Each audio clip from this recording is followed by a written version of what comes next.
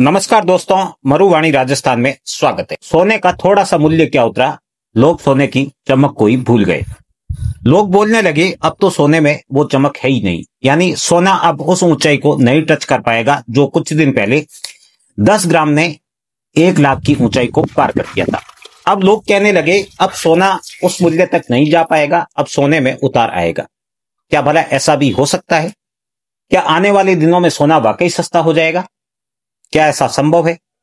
इसी को लेकर हम आपको संपूर्ण जानकारी देंगे, लेकिन आपसे निवेदन है कि चैनल को सब्सक्राइब करना ना भूले और वीडियो को लाइक करना तो बिल्कुल भी ना भूले। सोने में यूं तो उतार चढ़ाव बने रहते हैं, लेकिन इस वक्त जो उतार आया, उस उतार के बाद कईयों ने यहां तक कह दिया कि अब सोना उस चमक को नहीं देख पाएगा और लोग इसको सीधा रिलेट करने लगे ट्रंप के टैरिफ के साथ। बोले भारत पर इतना टैरिफ ठोक दिया है, अब तो सोना चल ही नहीं पाएगा। स्वीकार करने वाले ये तो कम से कम स्वीकार करें कि भारत की वजह से ही सोने में चमक है। जी हां दोस्तों, ये बात एकदम सत्य है कि सोने की जो चमक है, उस चमक में भारतीय ही पीछे छुपे हुए हैं। सोने की दुनिया भर में जो खपत होती है, उस खपत में भारत भी एक बड़ा बाजार है। भारत की बदौलत ही सोने की खपत होती है, ये कहे तो भी कुछ गलत नहीं होगा।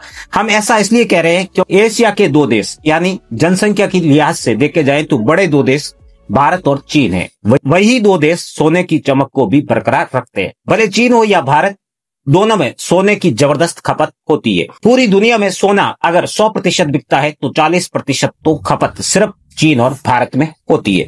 इन 2 देशों के बदौलत ही सोने में ये चमक बरकरार है और सोने का ये मूल्य है। अगर दोनों देश सोना खरीदना बंद कर दे तो शायद सोना धरातल पर आ सकता है। तो ऐसे में कुछ लोग जो सवाल कर रहे हैं कि सोने का मूल्य कम होता जा रहा है, उसका जरा क्या कारण है। तो सबसे पहले हम आपको बता दें कि इस वक्त सोने का मूल्य जो कम हो रहा है, उसका कारण कोई और नहीं बल्कि भारत का मौसम है। अगर वर्तमान मौसम की बात की जाए तो वर्तमान मौसम में भारत में शादी समारोह नहीं है और ना ही कोई ऐसे त्योहार है जो त्योहार पर भारत में अक्सर सोना खरीदा जाता है। भारत में अक्सर सोना दिवाली या आका तीज के अवसर पर खरीदा जाता है, जिसके कारण दिवाली के मौके पर सोने का मूल्य वापस वही होगा, वही तो क्या उससे थोड़ा ऊपर ही होगा। यानी 5% का जंप तो मानकर चलिए, आप मान लीजिए कि इस दिवाली सोने का भाव दिवाली तक 1,05,000 से ऊपर ही होगा, नीचे तो बिल्कुल भी नहीं होगा। दुनिया के देशों में सोना निकाला जाता है, लेकिन बेचा तो भारत के बाजार में ही जाता है। भारत में ही दुनिया भर के सोने की खपत होती है। आप सोच रहे होंगे कि ये मैं कुछ अधिक बोल रहा हूं, तो फिर आपको पहले आंकड़ों से रूबरू करा देता हूं। ये आंकड़ा वर्ष 2024 का है जो आप स्क्रीन पर देख रहे हैं। चाइना में 630 टन सोने की खपत हुई है साल 2024 में। भारत की बात की जाए तो 574 टन, यूनाइटेड स्टेट्स की बात की जाए तो 137, उसके बाद जर्मनी 42 और थाईलैंड 40। ट्रंप जो टैरिफ की हमेशा धमकी देते रहते हैं, अगर उनके देश की हालात देखी जाए तो भारत से लगभग 5 गुना पीछे खड़ा है सोने की खपत में। यानी वह सोना खरीदने वालों की संख्या भारत के मुकाबले में 5 गुना कम है। जनसंख्या के लिहाज से भी हमारे से पीछे है, किंतु बाजार की दृष्टि से देखा जाए तो सोने की खपत वहां नाम मात्र की है। लेकिन अगर इसी डिमांड को ज्वेलरी बेस्ड किया जाए, यानी ज्वेलरी के लिए कितने सोने की डिमांड है, तो इंडिया सबसे ऊपर आ जाता है। इंडिया में आप देख रहे हैं 563 टन ज्वेलरी के लिए सोने की आवश्यकता होती है। या मांग है वो तो इससे भी ज्यादा है, 803 टन है, लेकिन ज्वेलरी के लिए उपयोग हुआ है 563। चाइना में 511 जो इंडिया से पीछे है। यूनाइटेड स्टेट्स 137, जर्मनी 42 और थाईलैंड 40। हालांकि यहां पर एक बात ध्यान दीजिए, यूनाइटेड स्टेट्स, जर्मनी और थाईलैंड में ज्वेलरी के लिए डिमांड नहीं है, ये टोटल डिमांड की बात हो रही है टन में। इंडिया में टोटल डिमांड वहीं देखे तो 803 टन है, जो अमेरिका से कई गुना ज्यादा है, अन्य देशों से तो बहुत ज्यादा है। इसी क्रम में अगर आपको दुनिया के टॉप 10 देश दिखा दे जहां पर सबसे ज्यादा सोने की कंजप्शन होती है, यानी खपत होती है, तो देख लीजिए। दुनिया के टॉप 10 में सबसे ऊपर इंडिया, उसके बाद China, United States, United Arab Emirates, Saudi Arabia, Thailand, Turkey, Russia, Indonesia और वियतनाम। इस लिस्ट में देखा जाए तो अधिकांश देश एशिया के देश है जहां सोने की सबसे ज्यादा मांग की जाती है। यूरोपियन कंट्रीज देखने में अच्छी है, लेकिन वहां पे सोने की खपत नाम मात्र की है। आखिर ऐसा क्यों है? भारत जैसे देश में सोने की खपत अधिक होने का प्रमुख कारण शादी विवाह और ग्रस्त परिवार है। शादी विवाह में भारत में सोने की सर्वाधिक खपत होती है। शादी विवाह के अवसर पर भरपूर मात्रा में सोना खरीदा जाता है। भारतीय संस्कृति को देखा जाए तो शादी विवाह की शुरुआत यानी मंगनी से होती है। उसी मंगनी में अंगूठी पहनाई जाती है, जो अंगूठी सोने की होती है। शादी विवाह अथवा घर की नींव ही सोने की अंगूठी पर रखी जाती है। तो समझ लीजिए वहां सोने की खपत क्या होगी। ऐसी परंपरा सिर्फ भारत में नहीं है, चीन में भी ऐसी परंपरा देखने को मिलती है। जहां भारत में शादी विवाह में महिलाएं सोने के गहनों से ढकी हुई मिलती है, सोने के गहने की प्रतिस्पर्धाएं बन जाती है शादी विवाह के अवसर, जहां महिलाएं सिर से पैर तक सोने के गहनों में लदी मिलती है। तो ऐसी ही कुछ परंपरा चाइना में देखने को मिलती है। चाइना में भारतीय परंपरा की तरह सर से अंगूठे तक तो सोना नहीं पहना जाता है, किंतु कुछ हद तक सर पे सोना पहना जाता है, जिसके कारण इसकी खपत होती है। अमेरिका जैसे देश में प्रतिदिन फैशन बदलती रहती है, वहां कपड़ों की फैशन बदलती है। उस तेजी के साथ ही भारत में गहनों की फैशन बदल जाती है। कल फैशन में कोई अलग गहना था, आज कोई अलग गहना फैशन में आ जाता है। इसके अतिरिक्त देखा जाए तो कई यूरोपियन देशों के केंद्रीय बैंक के खजाना में जितना सोना नहीं है, उससे अधिक सोना तो हमारे किसी मंदिर के खजाने में भरा हुआ है। यानी हमारी जो परंपराएं रही है, उस परंपराओं में ही सोने का अति महत्व रहा है। जो भारत में सोना सहेजने की परंपरा मंदिरों से समाज तक में फैली हुई थी। मंदिरों में भी सोने की सर्वाधिक खपत होती रही और साथ ही घरों में भी खपत होती रही। भारत में जो सोने की खपत होती है वो हमें विरासत में मिला हुआ एक सहयोग है। उस विरासत को आज भी हम संभाले हुए हैं, जिसके कारण आज भी दुनिया में भारत में सर्वाधिक सोने की खपत हो रही है। भारत में सिर्फ महिला ही नहीं बल्कि पुरुष भी सोने के शौकीन मिल ही जाते हैं।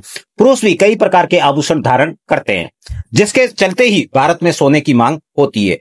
अब अगर पूरे विश्व के सोने की खपत के आंकड़ों को देखा जाए, वर्ष 2024 में लगभग 4,300 से 4,400 टन सोने की खपत हुई थी। उसमें से भारत में 803 टन सोने की खपत हुई है। अब आप कहेंगे कि पहले जो आंकड़ा दिखा रहे थे वो अलग था, ये कुछ आंकड़ा अलग है। पहले जो आंकड़ा था वो आंकड़ा ज्वेलरी की बात कर रहा था। अब ये कुल है, जिसमें भारत के रिजर्व बैंक द्वारा खरीदा गया सोना भी साथ में सम्मिलित किया गया है, और साथ ही भारत द्वारा ज्वेलरी कुछ एक्सपोर्ट की जाती है, उस एक्सपोर्ट को भी शामिल किया गया है। फिर भी मैं आपसे कहूंगा कि आधिकारिक आंकड़ा ही है, क्योंकि ये पूरी तरह से ऑफिशियल आंकड़ा नहीं है। भारतीय जब कभी भी देश से बाहर किसी अन्य देश में जाते हैं तो वहां सोने के मूल्य कम होने के कारण एक चैन तो खरीद कर ले ही आते हैं, उस चैन को तो इसमें जोड़ा ही नहीं है, जिसके कारण ये आंकड़ा आधिकारिक आंकड़े से कम ही होगा। फिर भी इस आंकड़े को देखा जाए तो भारत दुनिया भर में खपत होने वाले सोने में 18 से 20% का उपभोग करता है। वहीं चीन की बात करें तो वो 20 से 22% खपत करता है। आंकड़ों को देखकर तो ऐसा लगता है कि हम अमेरिका से कहते हैं तू क्या है बे, सोना तो सारा हमारे पास है। तो शायद उसका उत्पादन करता होगा, लेकिन बाजार तो हमारा है। तेरा उत्पादन अगर हम ना खरीदे तो तू क्या करेगा? अपने टैरिफ को अपनी जेब में रख, क्योंकि हम किसी दूसरे देश से ही खरीद लेंगे, और अगर हम ना खरीदेंगे तो फिर तेरे पास खरीदने कौन आएगा? तेरा खरीदार कौन होगा? अब आप इतना देखते देखते ये सोचने लगे होंगे कि आखिर भारत में इतनी मांग क्यों होती है, जबकि दुनिया में तो कहा जाता है कि भारत एक गरीब देश है। गरीब देश होने के बावजूद इतनी सारी सोने की खपत क्यों होती है? तो इसका सबसे पहला कारण है सांस्कृतिक महत्व। शादियों से लेकर त्योहार तक सोने के आभूषण महिलाओं की शोभा को बढ़ाते हैं। 16 श्रृंगार का हिस्सा भी माना जाता है सोने का आभूषण, जिसके कारण महिलाओं में इसकी सर्वाधिक मांग होती है। आर्थिक सुरक्षा या आर्थिक लिहाज से देखा जाए तो विश्व के लगभग सभी देशों के केंद्रीय बैंक सोने का रिजर्व रखते हैं, लेकिन भारत में महिलाएं यही रिजर्व घरों में रखती है, जिसके कारण भारत में सोने की खपत सर्वाधिक होती है। और कठिन समय के लिए सोने के रिजर्व को ही अपनी पूंजी मानती है ये महिलाएं, जिसके कारण भारत के हर घर में सोना किलो में देखने को मिल जाता है। पारिवारिक विरासत है, सोना पीढ़ी दर पीढ़ी हस्तांतरित किया जाता है, ये विरासत का हिस्सा है, जिसके कारण भी भारत में सोने की खपत होती है। धार्मिक आस्था वाले देश में भी सोना देवी देवताओं से जुड़ा हुआ है, जिसके कारण इसकी खपत होती है। यही कारण है कि भारत के मंदिरों में भी सोने के रिजर्व बड़े बड़े हैं, क्योंकि सोने को धार्मिक आस्था के साथ भी पुराने जमाने से ही जोड़ रखा है, और वही दौर आज भी चल रहा है।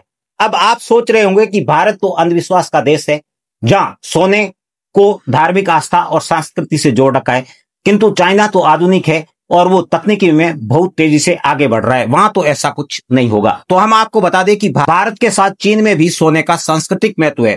खास तौर से चीनी नववर्ष को प्रतिवर्ष सोने के सिक्के, आभूषण और शुभ उपहार खरीदे जाते हैं। सोने के उपहार खरीदे जाते हैं, जैसे भारत में तीज त्योहार या फिर आका तीज के अवसर पर सोने के आभूषण खरीदे जाते हैं। ठीक उसी प्रकार के आभूषण चीन में भी चीनी नववर्ष के समय पर खरीदे जाते हैं, जिसके कारण चीन में सोने की खपत भारत के लगभग समान बनी हुई है। भारत में सोने को विरासत और धन का प्रतीक माना जाता है। ठीक ऐसी परंपरा चाइना में भी देखने को मिलती है। यूरोपियन देश या अमेरिकी देशों की बात की जाए तो नंगे भूखों का देश है, वहां ना कोई विरासत है ना संस्कृति। तो ऐसे में वो बेचारे सोने का क्या करें। उनके पास जब पैसा आता है तो तेजी से खर्च करते हैं, जो परंपरा हमें अर्थशास्त्र में गरीबों के लिए पढ़ाई जाती है। बताया जाता है कि जब गरीबों के पास पैसा आता है तो तेजी से बाजार में खर्च करता है, अमीर संचय करके रखते हैं। तो सोने के उपभोग को देखा जाए तो भारत और चाइना ही दुनिया में सबसे अमीर देश है।